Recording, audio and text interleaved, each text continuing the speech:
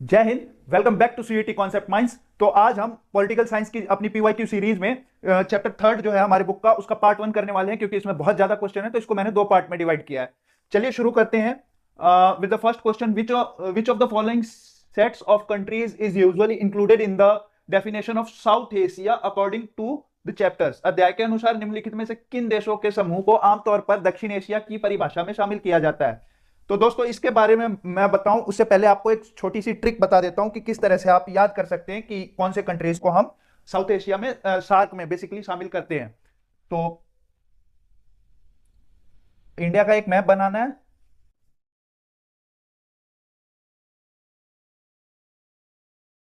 ठीक है, now numbering करनी है हमको। तो नंबरिंग हम शुरू करते हैं। 1 2, इंडिया 3, इधर 4 5 6 7 एंड नीचे 8। ओके, सो ये 8 कंट्रीज को हम साउथ एशिया में इंक्लूड करते हैं। बेसिकली अगर आपने मैपिंग करी हुई है थोड़ी बहुत तो आपको समझ में आ गया कि कौन कौन सी कंट्रीज है। Afghanistan, Pakistan, India, Nepal, Bhutan, Bangladesh, Sri Lanka and Maldives. अब क्वेश्चन पे आते हैं, इनमें से बाहर अगर एक भी कंट्री होगी तो उसको हम इंक्लूड नहीं करेंगे, वो गलत हो जाएगा। पहला ऑप्शन है India, Pakistan, China. China south Asia में नहीं है। बांग्लादेश, भूटान, इंडिया, मालदीव्स, नेपाल, पाकिस्तान, श्रीलंका। ठीक है, ये ऑप्शन सही है, इसमें सभी कंट्रीज है। इसको देखते हैं, अफगानिस्तान, इंडिया, पाकिस्तान, श्रीलंका, भूटान, म्यांमार नहीं है। नेक्स्ट ऑप्शन क्या है? India, Pakistan, Bangladesh, Sri Lanka, Iran. Iran भी नहीं है, तो ऑप्शन बी सही है। इसमें साउथ एशिया में 8 कंट्रीज को इंक्लूड करते हैं, म्यांमार और चाइना इसके पार्ट नहीं है। चलिए अगला क्वेश्चन देखते हैं। What major events in the post-Cold War era brought South Asia into the focus of the global attention? शीत युद्ध के बाद के दौर में किस प्रमुख घटना ने दक्षिण एशिया को वैश्विक ध्यान का केंद्र बना दिया? तो शीत युद्ध कब से कब चला? तो 1945 से 1991 तक माना जाता है। ठीक है बच्चों, अब इनका हम देख लेते हैं। ये 1985 के समथिंग इसका फॉर्मेशन हो गया था, ये सार्क का। तो उसी का एक एग्रीमेंट है ये, साफ्टा। नेपाल में लोकतंत्र का आंदोलन 2008 में लोकतंत्र आ गया था, तो इसी के आसपास था। India and Pakistan becoming the nuclear power, ये बहुत ही अहम घटना थी जो कि 1998 में दोनों देशों में घटित हुई।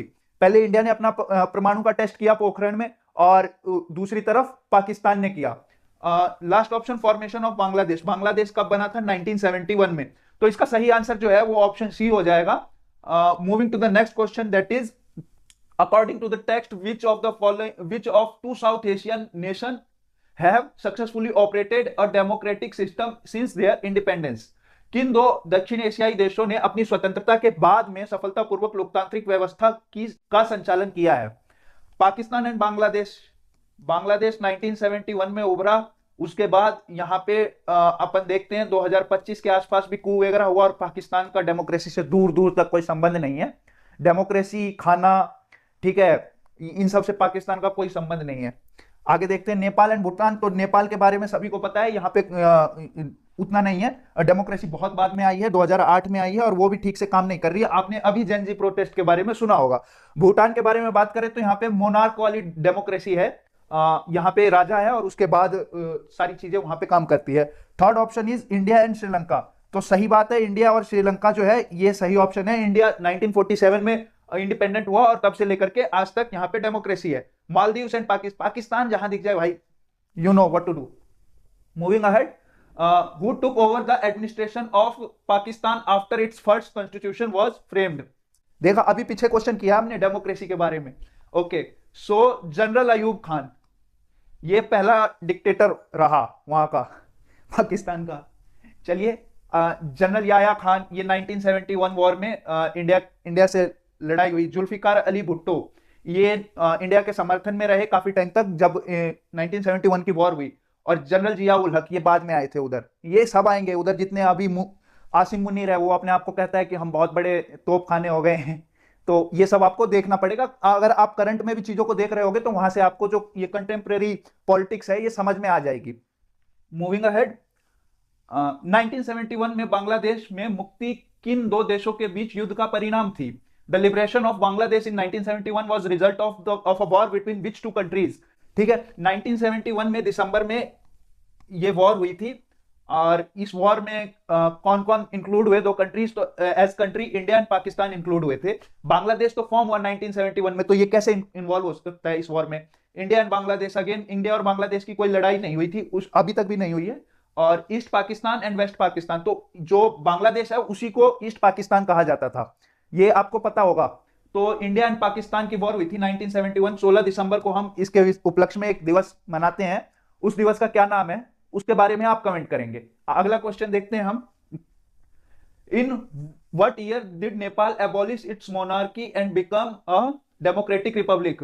नेपाल किस वर्ष में राजतंत्र को समाप्त कर एक लोकतांत्रिक गणराज्य की स्थापना की? तो ये 2008 है इसका सही ऑप्शन। और 2006 वगैरह से इसके लिए प्रोटेस्ट शुरू हो गए, वहां के राजा थे राजा वीरेंद्र ज्ञानेंद्र, इसके बारे में आपने पढ़ा होगा अपनी बुक में। और जब हम चैप्टर वाली सीरीज कर रहे होंगे, ये एमसीक्यू की जो पीवाईक्यू सीरीज है उस पे हम है अभी, जब हम चैप्टर वाली सीरीज कर रहे होंगे तो वहां इन डिटेल हम इन सभी चीजों को दोबारा पढ़ने वाले हैं। तो आप अभी से इन चीजों को तैयार कर लोगे तो आपके बोर्ड एग्जाम में अगर आपने पॉइंट लिख दिया ये, तो आपके नंबर इनहेंस हो जाएंगे, वहां पे बढ़ जाएंगे। और साथ में बोर्ड एग्जाम में अब एमसीक्यू भी आने लगे, तो उसकी भी तैयारी आपकी हो रही है यहाँ पे। Moving to the next question, the ethnic conflict in Sri Lanka primarily involves which two communities? Sri Lanka में जातीय संघर्ष मुख्य रूप से किन दो समुदायों के बीच हुआ?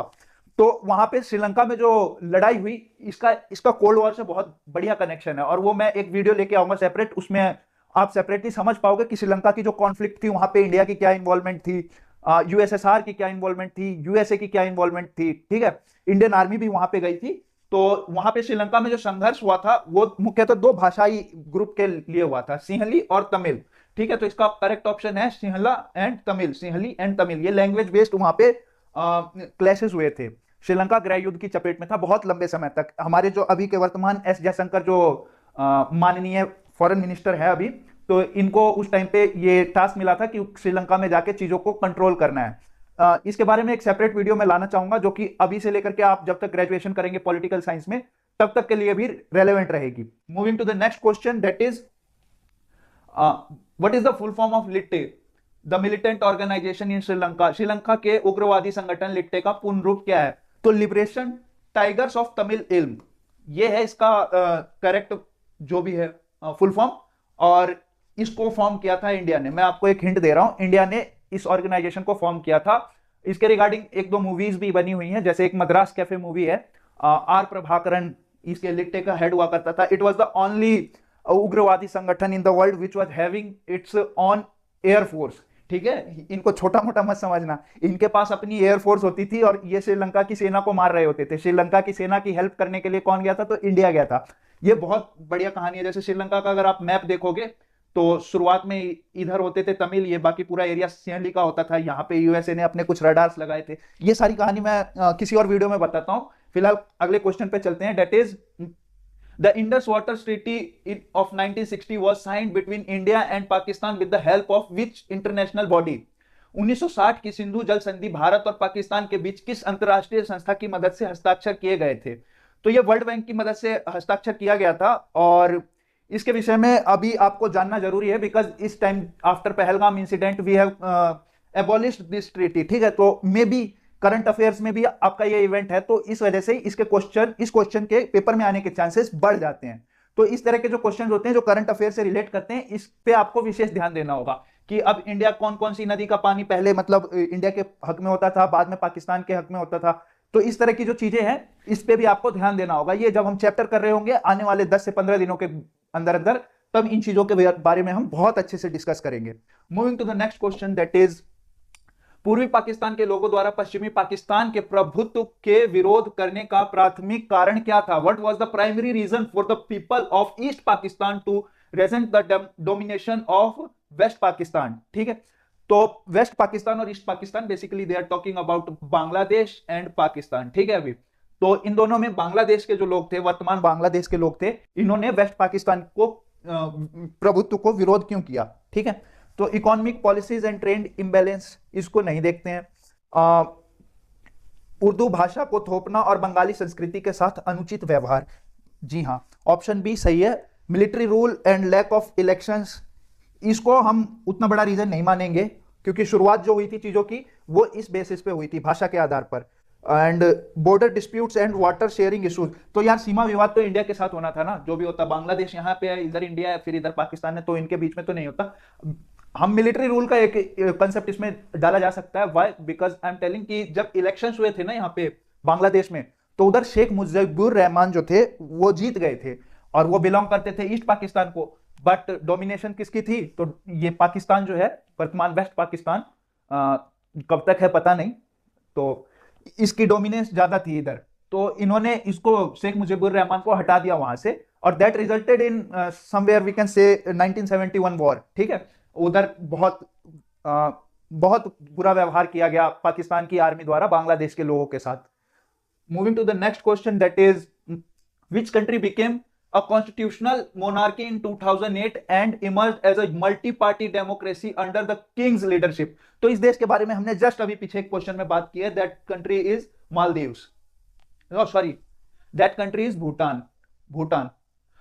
Moving ahead, the survey on democracy in 5 major South Asian countries revealed that the people prefer democracy over any other form government except one country। Which country is exception? ठीक है, दक्षिण एशिया में बेसिकली एक सर्वे हुआ था जहां पे लोगों से पूछा गया कि डेमोक्रेसी को आप लोग कितना पसंद करते हैं, तो ज्यादातर देशों ने हाँ कर दी थी। 5 देशों में से 4 देशों ने हाँ कर दी कि हमको डेमोक्रेसी बहुत अच्छी लगती है। That was the one country जिसको डेमोक्रेसी बिल्कुल अच्छी नहीं लगती। वो चाहता है कि वहां पे मतलब सेना का शासन हो, ऐसे उल्टी चीजें, ऊट पटांग चीजें जो है होती रहे। कंट्री का नाम गेस भी नहीं करना, आंख बंद करके लगा देना पाकिस्तान। अगर इस तरह के कोई वाहियात सा क्वेश्चन दिख जाए आपको, तो पाकिस्तान ही होगा उसका आंसर। आगे बढ़ते हैं। In 1988, India sent troops to Maldives for what purpose? ठीक है, 1988 में भारत ने किस उद्देश्य से मालदीव में सैनिक भेजे थे? It was operation cactus. ठीक है, ऑपरेशन कैक्टस के तहत हमने वहां पे सेना को भेजा था। To establish a military base, नहीं, मिलिट्री बेस हमें नहीं बनाना था उधर उस टाइम पे। To support pro democracy movement, लोकतंत्र समर्थक आंदोलन का समर्थन करने। तख्ता पलट के प्रयास को विफल करने के लिए भाड़े के सैनिकों द्वारा, ऑब्वियसली। हाँ, तो ये ऑप्शन जो है ये सही है, option C. To provide the post tsunami reconstruction aid, नहीं, ये भी नहीं। 1988 में क्या हुआ था ना, श्रीलंका से 4-5 भाड़े के सैनिक, या कुछ भाड़े के सैनिक कह लो, बोट से मालदीव चले गए थे, और वहां के जो प्रेसिडेंट थे उनके ऊपर मतलब उनको असैसिनेट करने वाले थे। तो मालदीव्स ने फोन किया यूके को कि हम डेंजर में, हमको बचा लो बचा लो। UK denied. ठीक है, यूएसए को कॉल किया, यूएसए डिनाइड। यूएसए के बारे में एक बात बताता हूं मैं, यूएसए ने पूरे वर्ल्ड को 7 कमांड में डिवाइड कर लिया है, कि पूरा वर्ल्ड जो है ये 7 कमांड में है। ये सैन्य कमांड है उसके, और हर जगह हर कमांड में ना मतलब उसकी प्रेजेंस है, मिलिट्री की प्रेजेंस है। USA also denied. Then after they called India, वहां के प्रेसिडेंट साहब जो थे उन्होंने इंडिया को कॉल किया कि भाई साहब हम खतरे में हैं, हमारे प्रेसिडेंट साहब जो है वो असैसिनेट होने वाले हैं, बचा लो। Within single second India said yes, and Operation Cactus शुरू हो गया। इंडियन ट्रूप्स गई और उधर के जो प्रेसिडेंट साहब थे उनको बचाया। Moving to the next question, that is what does the acronym SAFTA signed by SAARC members in 2004 stand for? अच्छा, साफ्टा जो है ये है south Asian free trade area. ठीक है, ये फ्री ट्रेड एग्रीमेंट टाइप का है, जो ये 7-8 देश है जो भी इन्होंने साइन किया था आपस में, ताकि इनके आपस में जो इकोनॉमिक इम्बैलेंस है वो ठीक हो जाए, और इकोनॉमिक पार्टिसिपेशन से ये थोड़ा ग्रो कर पाए। Moving to the next question, that is according to the text what factor has made pro military groups powerful in Pakistan? पाठ के अनुसार किस कारक ने पाकिस्तान में सेना समर्थक समूहों को शक्तिशाली बनाया? धर्म गुरुओं की सामाजिक प्रभुत्व, the social dominance of, lack of international support for democracy, लोकतंत्र के लिए अंतरराष्ट्रीय समर्थन का अभाव। कभी नहीं है यार, यूएसए ने हमेशा एड दिया इसको। India also supports democracy for Pakistan. Pakistan conflict with India, may be the weakness of राजनीतिक, ये पॉलिटिकल पार्टीज। तो इसका जो सही आंसर है ये जा सकता है ऑप्शन ए के साथ। ठीक है, इसके अलावा अगर आप देखना चाहो तो ऑप्शन सी जो है it is also kind of correct, कि इंडिया और पाकिस्तान के बीच में कॉन्फ्लिक्ट है, इसका फायदा उठा के वहां पे क्या होता है, मिलिट्री का शासन हो जाता है। ठीक है, इसका करेक्ट आंसर मैं आपको नेक्स्ट वीडियो में प्रोवाइड करा दूंगा। तब तक के लिए moving to the next question, that is 1996 में हस्ताक्षरित फरक्का संधि किन 2 देशों के बीच है? फरक्का ट्रीटी किन 2 कंट्रीज के बीच साइन हुई है? तो ये फरक्का एक नदी है, मतलब फरक्का, वो गंगा नदी का दूसरा नाम उधर जाके फरक्का हो जाता है बांग्लादेश में जाके। तो इंडिया एंड बांग्लादेश इसका सही आंसर है। ठीक है, moving to the next question, that is what major political change occurred in the Maldives in 1968? 1968 में मालदीव में क्या प्रमुख राजनीतिक परिवर्तन हुआ? तो इसे अंग्रेजों से आजादी मिली, यह सल्तनत से एक गणतंत्र में बदल गया। हाँ, तो 1968 से पहले यहाँ पे एक राजा होता था, इससे पहले, और 1968 में यहाँ पे क्या आ गई, तो डेमोक्रेसी आ गई। ठीक है, it introduced multi party system, तो ये देखने की बात नहीं है, मतलब मेजर परिवर्तन तो यही हुआ कि ये डेमोक्रेसी में हो गया। आगे बढ़ते हैं। पूर्वी पाकिस्तान में जनसंघर्ष का नेतृत्व करने वाले शेख मुजीबुर रहमान किस राजनीतिक दल से थे? अच्छा, इनके दल पे भी क्वेश्चन पूछ लिया कि विच पार्टी, मतलब Sheikh Mujibur Rahman who led the popular struggle in east Pakistan was the leader of which political party? तो इनकी पार्टी का नाम था अवामी लीग, और इसी अवामी लीग को अभी लीड कर रही थी शेख हसीना। ठीक है, शेख हसीना जो थी वो अभी इसी पार्टी को लीड कर रही थी, और अभी असाइलम लेके इंडिया में है ये। आगे बढ़ते हैं। मुस्लिम लीग के बारे में आप जानते हो, इसको कौन लीड कर रहे थे? तो मोहम्मद अली जिन्ना। ठीक है, बांग्लादेश नेशनल पार्टी और पाकिस्तान पीपल्स पार्टी, इसके बारे में देखेंगे बाद में। अभी देखते हैं अगला क्वेश्चन। 1999 का कारगिल संघर्ष किन दो देशों के बीच में हुआ? बहुत आसान है, इंडिया एंड पाकिस्तान के बीच में हुआ। ये जून एंड जुलाई में शुरू हुआ था। ठीक है, जून जुलाई में ये संघर्ष शुरू हुआ था, और इंडिया ने ऑब्वियसली, पाकिस्तान को हमने कभी जीतने दिया है? आगे बढ़ते हैं। In Nepal's journey to democracy, the largely non-violent movements of 2006 was led by whom? Nepal की लोकतांत्रिक की यात्रा में 2006 के बड़े पैमाने के अहिंसक आंदोलन का नेतृत्व किसके द्वारा किया गया था? तो बेसिकली किसी एक व्यक्ति के द्वारा नहीं किया गया था। पहला ऑप्शन है राजा और सेना। तो राजा भाई क्यों मतलब खुद की सत्ता हटा के वहां डेमोक्रेसी लाने के लिए आंदोलन करेगा? वो तो एक फरमान डाल देगा कि भैया हमको अगली बार से यहाँ पे चुनाव होंगे। तो ये बहुत मतलब 6-7 पार्टियों का एक संगठन था, और उसके द्वारा ये किया गया था। तो इसका सही आंसर है द 7 पार्टी अलायंस। ठीक है, जिसमें माओइस्ट, सोशल एक्टिविस्ट सभी लोग थे। माओवादी क्या है, इसके बारे में भी एक वीडियो मैं अलग से ला दूंगा आपके लिए। Moving to the next question, that is, पाठ के अनुसार भारत और बांग्लादेश के संबंधों में विवाद का मुख्य बिंदु क्या? तो ये यार विवाद के मुख्य बिंदु तब से लेकर आज तक है ही। एक बेरुबारी यूनियन का केस हुआ करता था, इसको 2016 में जाके हमने खत्म किया, 2015 या 16 में भी। इसके अलावा कई सारे केसेस हैं जो आज भी चलते रहते हैं। ये अगर आप नॉर्मल कॉमन सेंस से भी देखोगे ना तो हो जाएगा। सीमांकन और व्यापार नीतियां, तो व्यापार नीति उसके बारे में उतना तो कॉन्फ्लिक्ट नहीं है। नदी का जल बंटवारा, ठीक है। अवैध प्रवास और विद्रोही समूहों को समर्थन देना, ठीक है, ये हम मान सकते हैं, ये बहुत अच्छा ऑप्शन है। समुद्री सुरक्षा और मछली पकड़ने के अधिकार, समुद्री सुरक्षा को लेकर कोई हमारे बीच में कॉन्फ्लिक्ट नहीं रहा है अभी तक। तो अभी देखते हैं, जैसे मोहम्मद यूनुस है या इनके अलावा अभी दूसरी पार्टी जो है वहां की अगर इलेक्ट होके आती है तो हो सकता है। वैसे भी India and Indian navy is the guardian of the Indian ocean, ठीक है, ये चीज आपको हमेशा याद रखनी है। इंडियन ओशन में कहीं भी कुछ होता है तो सबसे पहले हरकत में आती है इंडियन नेवी। तो ये हमारे जो क्या बोलते हैं इसको, वर्चस्व है, इसको शो करता है। हेजेमनी जो है हमारी इंडियन ओशन में, इसको शो करता है। आगे बढ़ते हैं। ये क्या है? Cultural dominance and political interference, सांस्कृतिक प्रभुत्व और राजनीतिक हस्तक्षेप। तो सांस्कृतिक प्रभुत्व नहीं है भाई साहब। इंडिया और बांग्लादेश में, बंगाल और बांग्लादेश में देखोगे तो सांस्कृतिक सौहार्द है, वहां पे हेजेमनी है, हारमनी है, सॉरी। आगे बढ़ते हैं। दक्षिण एशियाई राजनीति में किन दो बाहरी शक्तियों को प्रमुख खिलाड़ी के रूप में उल्लेखित किया गया है? Which two non-regional powers are mentioned as key players in South Asian politics? ठीक है, तो यार यहाँ पे पूरे वर्ल्ड में अगर कहीं पे प्लेयर की बात हो इन टर्म ऑफ पॉलिटिक्स तो it is USA always. USA की एक डीप स्टेट थ्योरी होती है, डीप स्टेट थ्योरी। ये जब आप आगे पढ़ोगे ग्रेजुएशन वगैरह में तो उधर आपको ये चीज समझ में आएगी कि यूएसए की एक डीप स्टेट स्ट्रेटजी होती है या थ्योरी होती है, जिसके तहत सीआईए वगैरह है, एफबीआई वगैरह है, या इसके अलावा भी बहुत सारी चीजें हैं, भाड़े के सैनिक वगैरह। इनके सहारे यूएसए हमेशा क्या करता है, तो दूसरे स्टेट की पॉलिटिक्स जो होती है, state in the sense country की पॉलिटिक्स में इंटरफेयर करता रहता है। ठीक है, तो यूएसए देख लो कहां है, it is here USA. So option C. Moving ahead.